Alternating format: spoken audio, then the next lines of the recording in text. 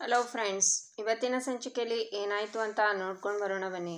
ಭಾಗ್ಯ ಅಲ್ಲೇ ಒಂದು ನಾಗನ ಕಟ್ಟೆ ಹತ್ರ ಕೂತ್ಕೊಂಡು ನಿದ್ರೆ ಮಾಡಿರ್ತಾಳೆ. ಕಣ್ಬಿಟ್ಟು ನೋಡಿ, ಅಯ್ಯೋ ಬೆಳಗಾಗೋಯ್ತಾ, ಎಚ್ಚರನೇ ಆಗಲಿಲ್ಲ, ಅಲ್ರಾಮ್ ಹೊಡ್ಕೊಳ್ಳಿಲ್ವಾ ಅಥವಾ ಅಲ್ರಾಮ್ ಇಡಲಿಲ್ವಾ, ನಾನು ಇನ್ನೂ 1000 ಕೆಲಸ ಬಾಕಿ ಇದೆ, ಎಲ್ರಿಗೂ ಅಡುಗೆ ತಿಂಡಿ ಮಾಡಬೇಕು, ಗುಂಡಣ್ಣನ ಲಂಚ್ ಬಾಕ್ಸ್ ಕಟ್ಟಬೇಕು ಅಂತ ಯೋಚನೆ ಮಾಡಿ ನಾನು ಮನೇಲಿಲ್ಲ ಅಲ್ವಾ, ಇನ್ನು ಮುಂದೆ ಇದೆಲ್ಲ ಮಾಡೋಕ್ಕಾಗುತ್ತೋ ಇಲ್ವೋ ಗೊತ್ತಿಲ್ಲ, ಇನ್ನೂ ಏನೇನು ಆಗೋಕ್ಕೆ ಬಾಕಿ ಇದೆಯೋ, ಏನಿದು ಜನನೇ ಕಾಣಿಸ್ತಿಲ್ಲ, ಸಮಯ ಎಷ್ಟಾಗಿರ್ಬೋದು, ಇನ್ನೇನು ಭಾಗ್ಯ, ನಿನಗೆ ಎಚ್ಚರ ಆಗಿದೆ ಅಂದರೆ ನೀನು ಎದ್ದೇಳೋ ಸಮಯನೇ ಆಗಿರುತ್ತೆ, ಇಲ್ಲಿಂದನೇ ಅಲ್ವಾ ನಿನ್ನ ದಿನ ಶುರು ಆಗೋದು.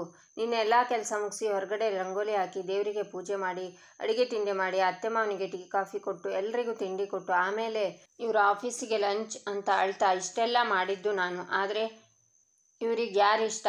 ನಾನಲ್ಲ. ಎಲ್ಲರೂ ಹೇಳ್ತಾರೆ ಗಂಡನ ಮನೇಲಿ ಎಲ್ರಿಗೂ ಇಷ್ಟ ಆಗೋ ತರಹ ಇದ್ದರೆ ಸಂಸಾರ ಚೆನ್ನಾಗಿರುತ್ತೆ ಅಂತ. ಆದರೆ ನನ್ನ ಗಂಡನೇ ಹೋಗ್ಬಿಟ್ರಲ್ಲ, ಇನ್ಯಾವ ಸಂಸಾರ, ಇನ್ಯಾವ ಜೀವನ ನಂದು?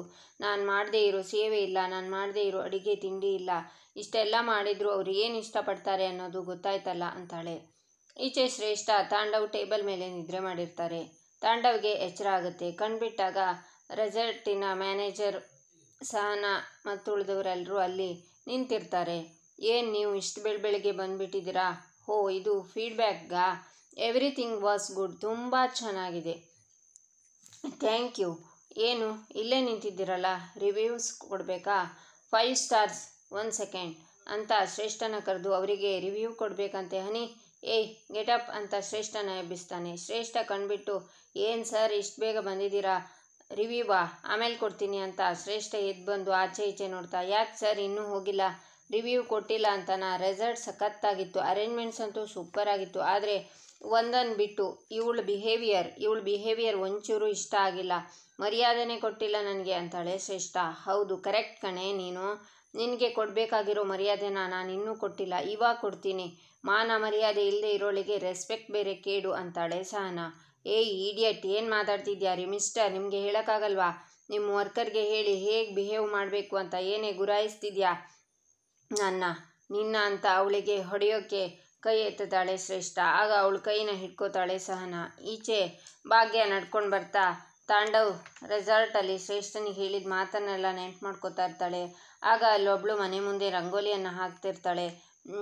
ನಾನು ಹೀಗೆ ಇದ್ದೆ ಅಲ್ವಾ ಭಾಗ್ಯ, ಬೆಳಿಗ್ಗೆ ಎದ್ದ ತಕ್ಷಣ ಇದೇ ಅಲ್ವಾ ಮೊದಲನೇ ಕೆಲಸ, ಮನೆ ಮುಂದೆ ರಂಗೋಲಿ ಬಿಡದೆ ನಿನ್ನ ದಿನ ಶುರುನೇ ಆಗ್ತಾ ಇರಲಿಲ್ಲ, ಎಲ್ಲ ಚೆನ್ನಾಗಿದ್ದ ದಿನಗಳು ಅಂತ ಯೋಚನೆ ಮಾಡ್ತಾಳೆ. ಆಗ ರಂಗೋಲಿ ಹಾಕ್ತಿದ್ದವಳಿಗೆ ಅಮ್ಮ ಬಂದು, ಏನೇ ಮಾಡ್ತಾ ಇದೆಯಾ ಅಂತಾಳೆ. ರಂಗೋಲಿ ಹಾಕ್ತಿದ್ದೀನಿ, ಕಣ್ಣು ಕಾಣಿಸಲ್ವಾ ಅಂತ ಅವಳಂದಾಗ, ಬರೀ ಇದನ್ನೇ ಮಾಡ್ತಾ ಇರು, ಬೇರೆ ಕೆಲಸ ಮಾಡೋದು ಯಾರು ಅಂತಾರೆ ಅವಳಮ್ಮ. ಅಮ್ಮ, ಇದನ್ನು ಬಿಟ್ಟು ಬೇರೆ ಏನಾದರೂ ಇದ್ದರೆ ಹೇಳು, ಇದೇ ಅಲ್ವಾ ನನ್ನ ಪ್ರಪಂಚ, ನಾನು ಮಕ್ಕಳು ಅತ್ತೆ ಮಾವ ಇವರಿಗೋಸ್ಕರ ತಾನೇ ಬದುಕ್ತಿರೋದು ಅಂತಾಳೆ ಅವಳು. ಅಡುಗೆ ಊಟ ಅಂತ ಇದನ್ನೇ ಹೇಳ್ತಾ ಇರು, ಅದರಲ್ಲೇ ಕಳೆದು ಹೋಗ್ಬಿಡ್ತೀಯಾ ಅಂತಾರೆ ಅಮ್ಮ. ಅಮ್ಮ, ನೀನು ತಾನೇ ಇದನ್ನೇ ಮಾಡ್ಕೊಂಡು ಬಂದಿದ್ದು, ಮದುವೆ ಆದಮೇಲೆ ನಿನ್ನ ಜೀವನದಲ್ಲಿ ಬೇರೆ ಏನಿತ್ತು ಹೇಳು, ನಾನು ಮತ್ತು ಅಪ್ಪ ನಿನ್ನ ಪ್ರಪಂಚ ಇದ್ದಿದ್ದು, ಇದು ಹಾಗೆ ಅಂತಾಳೆ ಮಗಳು. ನನ್ನ ಕಾಲ ಬೇರೆ ನಿನ್ನ ಕಾಲ ಬೇರೆ ಮಗಳೇ ಅಂತಾರೆ ಅಮ್ಮ. ಈಗ ಏನು ಹೇಳಬೇಕು ನೇರವಾಗಿ ಹೇಳು ಅಂತಾಳೆ ಮಗಳು. ನೋಡು, ನಿನ್ನ ಗಂಡನ ಮೇಲೆ ಒಂದು ಕಣ್ಣಿಟ್ಟಿರು, ನನಗ್ಯಾಕೋ ಅವನ ಮೇಲೆ ಅನುಮಾನ ಇದೆ, ಅವನು ಅವಾಗವಾಗ ಮನೆಗೆ ಲೇಟಾಗಿ ಬರೋದು, ಒಂದೊಂದು ದಿನ ಮನೆಗೆ ಬರೋದಿಲ್ಲ, ಯಾವಾಗ ನೋಡಿದರೂ ಫೋನಲ್ಲೇ ಇರ್ತಾನೆ, ಅದಕ್ಕೆ ನನಗ್ಯಾಕೋ ಅನುಮಾನ ಶುರುವಾಗಿದೆ ಅಂತಾರೆ ಅಮ್ಮ. ನಿನ್ನ ಅಳಿಯನ ಬಗ್ಗೆ ಅನುಮಾನ ಪಡ್ತಿದ್ಯಾ? ಹಾಗೆಲ್ಲ ಏನೂ ಇರಲ್ಲಮ್ಮ, ನನ್ನ ಗಂಡ ಏನು ಅಂತ ನನಗೊತ್ತು, ಅವ್ರ ಮೇಲೆ ಅನುಮಾನ ಪಟ್ಟರೆ ಚೆನ್ನಾಗಿರಲ್ಲ ಅಂತಾಳೆ ಮಗಳು. ಆಗ ಭಾಗ್ಯಂಗೆ ಅವಳ ಅಮ್ಮ ಹೇಳಿದ ಮಾತು ನೆನಪಾಗುತ್ತೆ. ಅಮ್ಮನೂ ಹೀಗೆ ಹೇಳಿದರು, ಆದರೆ ನಾನು ಕೇಳಲಿಲ್ಲ ಅಂತ ಭಾಗ್ಯ ಅವರಿಬ್ಬರ ಮುಂದೆ ಬಂದು, ನೀವು ಹೇಳಿದ ಸತ್ಯ, ಅನುಮಾನ ಪಟ್ಟರೆ ಬದುಕೋಕ್ಕಾಗಲ್ಲ, ಖಂಡಿತ ನಿಜ, ಆದರೆ ನಾವು ಅನುಮಾನ ಪಡ್ತಾ ಇಲ್ಲ ಅನ್ನೋದು ನಮ್ಮ ದಡ್ತನೂ ಆಗಬಾರ್ದು ಅಂತಾಳೆ. ಯಾರು ನೀವು, ಏನು ನಿಮ್ಮ ಮಾತಿನ ಅರ್ಥ ಅಂತಾಳೆ ಮಗಳು. ನಾನು ನಿಮ್ಮ ಥರನೇ ಗಂಡನ ಮೇಲೆ ಅನುಮಾನ ಪಡಬಾರ್ದು, ಸಂಸಾರದಲ್ಲಿ ಈ ಥರ ಎಲ್ಲ ಆಗಬಾರ್ದು ಅಂತ ಅಂದ್ಕೊಂಡವಳು, ಆದರೆ ನಿನ್ನಂಥವಳಿಗೆ ಮೋಸ ಆಗೋದು, ನಿನ್ನಂಥವಳಿಗೆ ಬೆನ್ನಿಗೆ ಚೂರಿ ಹಾಕೋದು, ನಾವು ಹೀಗೆ ದಡ್ಡಿ ಥರ ಕೂತ್ರೆ ನನಗಾಯ್ತಲ್ಲ ಮೋಸ, ಅದೇ ಥರ ನಿನಗೂ ಆಗುತ್ತೆ, ಗಂಡ ದಾರಿ ತಪ್ಪದೆ ಇದ್ದರೆ ಏನೂ ಗೊತ್ತಿಲ್ಲದೆ ಇರೋರ ಥರ ಕಣ್ಣು ಮುಚ್ಚಿ ಕೂರ್ತೀವಲ್ಲ, ಅದೇ ತಪ್ಪು, ನಿಮ್ಮ ಅಮ್ಮ ಹೇಳ್ತಿರೋದನ್ನು ಕೇಳು, ಒಂಚೂರು ಕಣ್ಣು ತೆರೆದು ನೋಡು, ಇಲ್ಲ ಅಂದರೆ ಎಲ್ಲ ಮುಗ್ದೋಗುತ್ತೆ, ಸಮಯ ಎಲ್ಲ ಮುಗ್ದೋಗುತ್ತೆ, ಎಲ್ಲ ಕೈಮೀರಿ ಹೋಗುತ್ತೆ, ಏನೂ ಉಳಿಯಲ್ಲ ಅಂತಾಳೆ ಭಾಗ್ಯ. ಈಚೆ ಸಹನಾ, ಏಯ್ ಇಡಿಯಟ್, ಮದುವೆ ಆಗದೆ ಸುಳ್ಳು ಹೇಳಿ ಇಲ್ಲಿ ತನಕ ಬಂದಿರೋದು, ನಿನಗೆ ಇಷ್ಟು ಕೊಬ್ಬಿರಬೇಕಾದ್ರೆ ನಿಯತ್ತಾಗಿ ಕೆಲಸ ಮಾಡ್ತಿರೋ, ನನಗೆ ಇನ್ನೆಷ್ಟು ಇರಬೇಡ ಅಂತಾಳೆ. ಏಯ್, how dare you speak like that, ಏನ್ರಿ ತಲೆ ಕೆಟ್ಟಿದೆಯಾ ನಿಮಗೆ? ನಾವು ಯಾರು ಅಂತ ಮರ್ತು ಹೋಗ್ಬಿಡ್ತಾ? Customers is a king. ರೀ ಮ್ಯಾನೇಜರ್, ಏನು ಸುಮ್ಮನೆ ನಿಂತ್ಕೊಂಡಿದ್ದೀರಾ ಹೇಳಿ ನಿಮ್ಮ ವರ್ಕರ್ಗೆ ಮಾತಾಡೋ ರೀತಿನಾ ಅಂತಾನೆ ತಾಂಡವ್. ನಮ್ಮಂಥವರಿಗೆಲ್ಲ ಇಷ್ಟೊಂದು ಮರ್ಯಾದೆ ಕೊಡ್ತಿರೋದೇ ಹೆಚ್ಚು.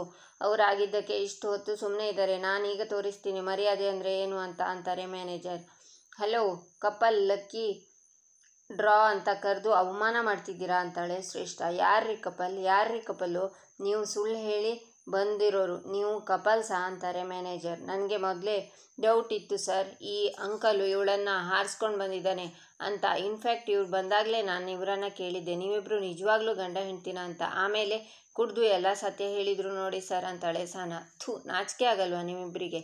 ಕಪಲ್ಸ್ ಇಲ್ಲಿಗೆ ಬಂದು ಒಳ್ಳೆ ಟೈಮ್ ಸ್ಪೆಂಡ್ ಮಾಡಿ ಒಳ್ಳೆ ಮೆಮೊರೇಬಲ್ ಮೂಮೆಂಟ್ ಆಗಲಿ ಅಂತ ಒಂದು ಒಳ್ಳೆ ಪ್ರೋಗ್ರಾಮ್ ಮಾಡಿದರೆ ಎಲ್ಲನೂ ಹಾಳು ಮಾಡಿಬಿಟ್ರಲ್ಲ. ಯಾರು ಬಂದರೂ ನಂಬಿಕೆ ಬರದೇ ಇರೋ ಹಾಗೆ ಮಾಡಿಬಿಟ್ರಿ ಅಂತಾರೆ ಮ್ಯಾನೇಜರ್. ಸರ್ ಸುಮ್ಮನಿರ್ರಿ, ನಿಮ್ಮದೇನು ಮಹಾ ಗ್ರೇಟ್ ಈವೆಂಟ್ ಆಫ್ ಇಂಡಿಯಾ ನಿಮ್ಮದು. ನಿಮ್ಮ ಈ ಕಿತ್ತೋಗಿರೋ ರೆಸಾರ್ಟು, ಕಿತ್ತೋಗಿರೋ ಅರೇಂಜ್ಮೆಂಟ್ಸು, ಕಿತ್ತೋಗಿರೋ ಟಿಕೆಟು, ಅದಕ್ಕೆ ಈ ಲೆವೆಲ್ಗೆ ಬಿಲ್ಡಪ್ ಬೇರೆ. ಹೋಗಯ್ಯ ಸುಮ್ಮನೆ. ಹೌದು ಮೋಸ ಮಾಡಿದ್ದೀವಿ, ಏನು ಮಾಡ್ತೀಯ ಇವಾಗ? ಏನಾಗುತ್ತೆ ನಿನ್ನ ಕೈನಲ್ಲಿ ಅಂತಾನೆ ತಾಂಡವ್. ನನಗೆ ಕೇಳ್ತಿದ್ದೀರಾ ನಾನೇನು ಮಾಡೋಕ್ಕಾಗುತ್ತೆ ಅಂತ? ಅದು ಮೋಸ ಮಾಡಿ ತೋರಿಸ್ತೀನಿ ನಾನೇನು ಮಾಡ್ಬೋದು ಅಂತ ಅಲ್ಲಿರೋ ಗಾರ್ಡ್ನ ಕರೀತಾರೆ ಮ್ಯಾನೇಜರ್. ಅವರೆಲ್ಲ ಬಂದು ತಾಂಡವ್ ಹತ್ರ ನಿಂತ್ಕೋತಾರೆ. ಈಚೆ ಮಗಳು ಭಾಗ್ಯನ ಹತ್ರ, ಅಕ್ಕ ಏನಾಯಿತು, ಯಾಕೆ ಸಿಟ್ಟು ಮಾಡ್ಕೊಂಡಿದ್ದೀರಾ ಅಂತಾಳೆ. ಆಗ ಅವಳಮ್ಮ, ನೋಡಮ್ಮ ನೀನು ಹೇಳ್ತಿರೋದು ನೋಡಿದರೆ ನನಗೆ ಭಯ ಆಗ್ತಿದೆ ಅಂತಾರೆ. ನೋಡಿ, ನೀವು ಅನುಮಾನ ಪಡ್ತಿರೋದು ನಾನು ತಪ್ಪು ಅಂತ ಹೇಳ್ತಿಲ್ಲ. ಈ ಥರ ಅನುಮಾನ ಬರೋದು ನಿಜ, ಆದರೆ ಆ ಅನುಮಾನಗಳನ್ನು ಮುಚ್ಚಾಕಬಾರ್ದು. ಮುಚ್ಚಾಕಿದ್ರೆ ಎಲ್ಲನೂ ಮುಗ್ದೋಗುತ್ತೆ ಅಂತಾಳೆ ಭಾಗ್ಯ. ಅಕ್ಕ ನೋಡಿ, ನೀವ್ಯಾರು ಅಂತ ನನಗೆ ಗೊತ್ತಿಲ್ಲದೆ ನಮ್ಮನೆ ಬಗ್ಗೆ ಮಾತಾಡೋದು ನನಗಿಷ್ಟ ಆಗಲ್ಲ ಅಂತಾಳೆ ಮಗಳು.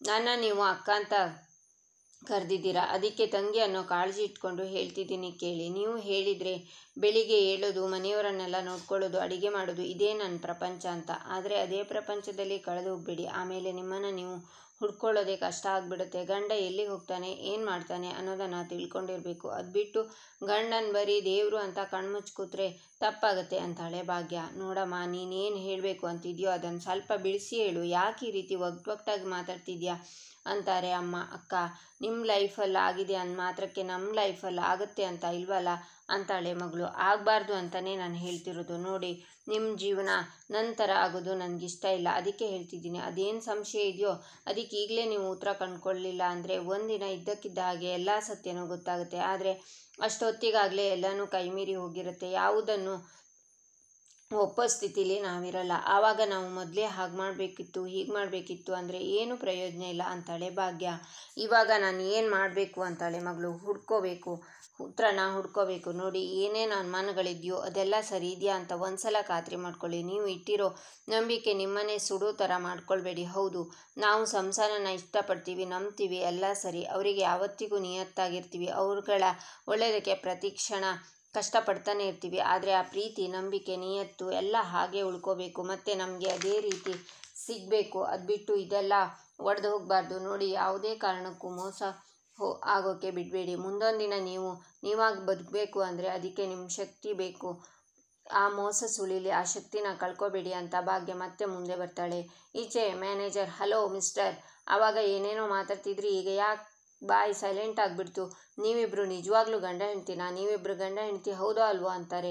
ಏನು ಸರ್ ಹೆದರಿಸ್ತಿದ್ದೀರಾ? 4 ಜನ ಬೌನ್ಸರ್ನ ನಿಲ್ಲಿಸಿ ಮಾತಾಡಿ ಅಂದರೆ ಅಂತಾಳೆ ಶ್ರೇಷ್ಠ. ಸರ್, ಇವಳಿಗೆ ಕೊಬ್ಬು ಜಾಸ್ತಿ ಸರ್, ನಿನ್ನೆಯಿಂದ ನೋಡ್ತಾನೇ ಇದ್ದೀನಿ, ಎಲ್ಲ ವಿಷಯಕ್ಕೂ ರೇಗಾಡ್ತಾಳೆ ಅಂತಾಳೆ ಸಹನಾ.